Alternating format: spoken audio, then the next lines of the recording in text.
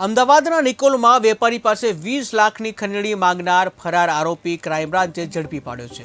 જ્યાં વેપારીને રોકીને એની પાસે લૂંટ કરવાનો પ્રયાસ કરનારો આરોપી ઝડપાયો કે જ્યાં વેપારીએ કારનો દરવાજો ન ખોલતા કાર પર ફાયરિંગ કર્યું હતું, જેથી ડરી ગયેલા વેપારીથી ફરીથી ત્યાંથી જે કાર ભગાડી અને ફરીથી તેમના પર ફાયરિંગ થયું હતું। આ સમગ્ર મામલો નોંધાયેલી ફરિયાદ બાદ અમદાવાદમાં ક્રાઇમ બ્રાન્ચે આરોપીની ધરપકડ કરી છે અને સમગ્ર ઉકેલનો જે ગુનો શોધીને મહત્વની સફળતા મેળવી છે।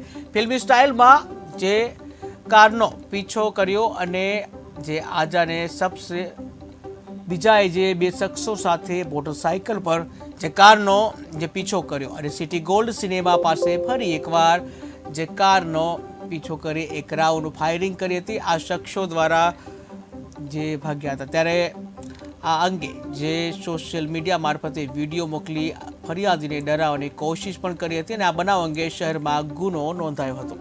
તો અમદાવાદના નિકોલમાં ખંડણીનો મામલો, જ્યાં 20 લાખની ખંડણી માંગનાર ફરાર આરોપીને ક્રાઇમ બ્રાન્ચે ઝડપી પાડ્યો છે।